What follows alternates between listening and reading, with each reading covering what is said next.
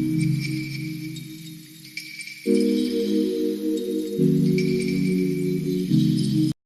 guys, so good evening and welcome back to my magical world. I am Frostbite and it's been a long time.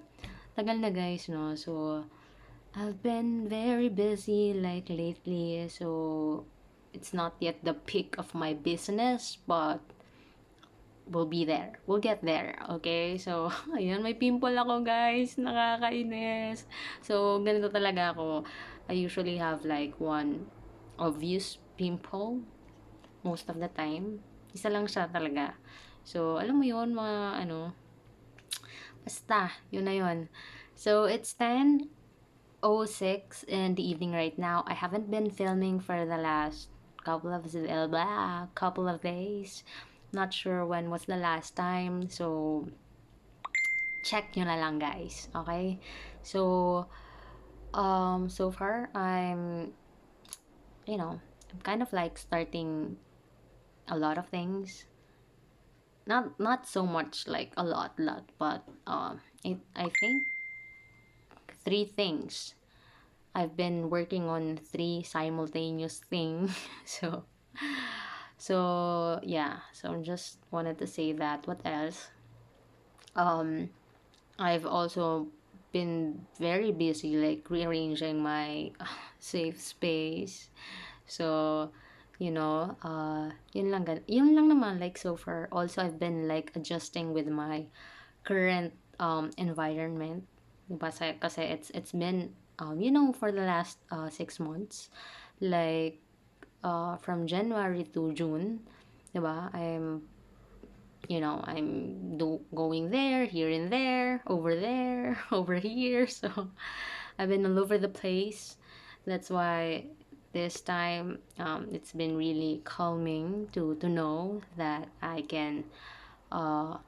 I can tell actually guys, but yeah, I think um slowly my routine, I'm getting back with my routines that I'm supposed to do. Okay, I'm kind of liking it, but I'm still adjusting. So, yun nga. Wait lang ha. Baka makalimutan ko. Kasi I'm tracking my life, guys. I need to say the dates and all of that. Kasi sometimes I post late. I film or so early. Ganon. So, saglit lang. Yan, okay. So, it's July 2, 2023. Okay, so happy birthday to all the July babies. July babies. I think yung ano ko guys, yung previous, I'm not gonna mention it. Oh my god, some of my friends are here. Okay, I'm not gonna mention na lang. So, anyways, yun na nga guys. So, kaligo ko lang. Um, I really felt good now. So, that's why I'm filming. Okay, so, kasi, usually, I can't film because of my circumstances. you know. So, aside from I'm doing a lot, I'm also like, basta guys, yun na yun. Kasi I can tell everything, like, you know. So, let's read. Okay? Let's read. Ang dami ko ng chika minute. So, I don't know kung anong page na tayo. Let me check. Um, um, tagal na ata. Wait lang ha. So, okay lang kayo guys. Kasi ang tagal ko na wala eh. Feel ko, na-miss nyo ako. Feelingera. Feel ko na-miss nyo ako. Okay. So, we're on to page 102 and 103. Okay, so habaan natin ngayon. Okay. Tapusin yung videos ko naman, guys. Tapusin nyo naman. Magbabait naman kayo. Makikinig lang kayo sa aking mga ka-whateveran. Okay, so, later na ulit yung chika ha. Let's start reading na. So, sit back. Okay, enjoy listening to Let's Tune It FM Radio. Gabi na kasi. So, let's start. Okay. So, romance, the rituals of wooing first developed in the Romance region of southern France. Okay, sana talaga correct yung pages na to. Kung hindi, malilintikan. So, because I am not here like often like last time, so I'm not really sure. So anyways, let's just proceed. The rituals of wooing first developed in the Romance region of southern France. Okay, provides an entire new range of challenges to lovers for those who learn the skills necessary to meet them. It becomes not only pleasurable but enjoyable as well. My light is kind of like dim light, guys, kasi gabi na, guys. Okay? Kasi gabi na ako mag-film ngayon. I can't do it on a daytime. Okay, guys. So, we're back. Nag-brown out, guys. Ang gagawin? So, ganun talaga dito sa Philippines. Joke lang. Dito sa province. Okay? So, kasi right now, nasa province ako. Okay? So, nawala tuloy ako. So, a similar refinement of sexuality took place in other civilizations and roughly in the same not too distant past. Wait lang pala ha. If you're my friends from a faraway place, okay, so I'm gonna see you again. Okay, so I'm gonna reach out to you again. Let me just fix some, you know, let me just fix my career first. Okay, para maayos ko lahat, guys. Okay, so I really have to prioritize this because marami sa aking umaasa. Opo, madami po. Okay, so the Japanese created extremely sophisticated professionals of love, expecting their geishas to be accomplished musicians, dancers, actresses, as well as appreciative poetry and art. Okay, so Chinese and Indian courtesans and Turkish odalisques. Alam nyo guys, parang feeling ko nabasa ko na to. Nakakainis. So, ay, bahala na. Basta makinig kayo. Wait lang. Odalisques were equally skillful. Regrettably, this professionalism, while developing the potential complexity of sex to great heights, did little to improve directly the quality of experience for most people. So historically, romance seems to have been restricted to youth and to those who had the time and the money to indulge in it. The vast majority in any culture appeared to have had a very humdrum sex life. So decent people the world over do not spend too much energy on the task of sexual reproduction or on the practices that have been built on it. Romance resembles sports in this respect as well. Instead of doing it personally, most people are content to hear about it or watch a few experts perform it. Saglit lang guys. I will double check. Okay, so ayoko talaga nagkakamali kasi I have to go back na naman and it's a waste of time. That's why I'm really filming once lang as much as possible. Saglit lang guys ah. Relax. Wait lang. Hi guys, so I am filming on another day kasi I already rechecked it. I already filmed I already read the wrong part. Okay, so this is just the continuation of the last thing that I was saying. Diba? So I was, there are days like that, you're so groggy and all, and I barely have decent sleep. That's why. So we're on to page 104 and 105 of the book flow. We're just going to continue right now. Medyo pause ako, guys. But yeah, let's continue. So I don't know if I should cut it. Like, siguro I'm not going to cut it na lang. I'll just like continue. Okay? So, bahala kayo guys if you like. Nakikinig lang naman kayo, so just finish it na lang. Okay? So, start na tayo guys. So it is worth reviewing some of its highlights because it corresponds in several areas to what we know about the psychology of flow and therefore provides a useful model for anyone who wishes to be in better charge of psychic energy.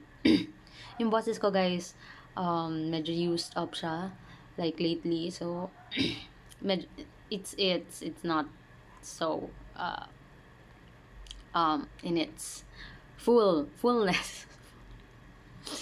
So nothing quite like Hatha Yoga has ever been created in the West. The early monastic routines instituted by Saint Benedict and Saint Dominic, and especially the ritual exercises of Saint Ignatius of Loyola, probably come the closest in offering a way to control attention by developing mental and physical routines, but even these fall for short of the rigorous discipline of yoga. So in Sanskrit, yoga means yoking, which refers to the method's goal of joining the individual with God, first by uniting the various parts of the body with one another and then making the body as well as a whole work together with consciousness as part of an ordered system. So to achieve this aim, the basic text of yoga compiled by Patanjali about 1500 years ago prescribes 8 stages of increasing skills. So the first 2 stages of ethical preparation are intended to change a person's attitudes. We might say that they involve the straightening out of consciousness. They attempt to reduce psychic entropy as much as possible before the actual attempts at mental control begin. In practice, the first step yama requires that one achieve restraint from acts and thoughts that might harm others, falsehood, theft, lust, and avarice. The second step niyama involves obedience or the following of ordered routines in cleanliness, study and obedience to God, all of which help to channel attention into predictable patterns and hence make attention easier to control. Okay. So, we're not yet done. Haba, guys. So, 'di ba, hindi ako nakakapag-film like lately consistently because I'm doing a lot of things na right now. So, uh, nawala ako sa flow ng reading. So the next 2 stages involve physical preparation of development or habits that will enable the practitioner or yogin to overcome the demands of the senses and make it possible for him to concentrate without growing tired or distracted. The third stage consists in practicing various asana, ways of sitting or holding postures for long periods without succumbing to strain or fatigue. This is the stage of yoga that we all know in the West, exemplified by a fellow in what looks like diapers standing on his head with his trunks behind the neck. The fourth stage is pranayama or breath control, which aims to relax the body and stabilizes the rhythm of breathing. The fifth stage, the hinge between the preparatory exercises and the practice of yoga practitioner, is called pratyahara, so that it means withdrawal. It involves learning from outward objects by directing the input of the senses, thus becoming able to see, hear, and feel only what one wishes to admit into awareness. Already at this stage, we see how close the goal of yoga is to that of the flow activity described in the volume to achieve control over what happens in the mind. So, although the remaining 3 stages do not properly belong to the present chapter, they involve the control of consciousness through purely mental operations rather than physical techniques. We shall discuss them here for the sake of continuity and also because these mental practices are, after all, solidly based on the earlier physical ones. Kaglit lang. Continue. Dharana, or holding on, is the ability to concentrate for long periods on a single stimulus, and thus in the mirror image of the earlier stage of pratyahara. Wait lang nga, nababa ko ng a little bit. Yan. So first, one learns to keep things out of the mind. Then one learns to keep them in. Intense meditation or jhana is the next step. Here, one learns to forget the self in uninterrupted concentration that no longer needs the external stimuli of the preceding phase. Hi guys, so we're going to continue reading. So, putol-putol siya kasi, I have things to do. I have places to go. And, basta yan guys. So, let's continue reading. Yung boses ko, I'm a little bit tired kasi galing ako sa labas. Okay? So, finally, the yogin may achieve samadhi, the last stage of self-collectedness, when the meditator and the object of meditation become as one. Those who have achieved it describe samadhi as the most joyful experience in their lives. The similarities between yoga and flow are extremely strong. In fact, it makes sense to think of yoga as a very thoroughly planned flow activity. So both try to achieve a joyous forgetful involvement through concentration, which in turn is made possible by a discipline of the body. So, mabagal tayo magbasa right now. My voice, what happened? So, their main divergence is that whereas flow attempts to fortify the self, the goal of yoga and many other Eastern techniques is to abolish it. Samadhi, the last stage of yoga, is only the threshold for entering nirvana, where the individual self merges with the universal force like a river blending into the ocean. So therefore, it can be argued yoga and flow tend toward diametrically opposite outcomes. But this opposition may be more superficial than real. After all, 7 of the 8 stages of yoga involve building up increasingly higher levels of skill in controlling consciousness. Samadhi and the liberation that is supposed to follow it may not, in the end, be that significant. They may in one sense be regarded as the justification of the activity that takes place in the previous 7 stages, just as the peak of the mountain is important only because it justifies climbing, which is the real goal of the enterprise. Okay. Another argument favoring the similarity of the two processes is that even till the final stage of liberation, the yogin must maintain control over consciousness. He could not surrender his self unless he was, even at the very moment of surrender, in complete control of it, giving up the self which its instincts, habits, and desires is so natural an act that only someone supremely in control can accomplish it. Okay? So we're done, guys. Thank you guys for listening. Thank you for helping me make this world a better place for all of us and for the future generation. Cut na agad natin next time ng Chika Minute. Okay? Kasi yung boses ko is not, I don't know. It's not okay. So, I'll see you again.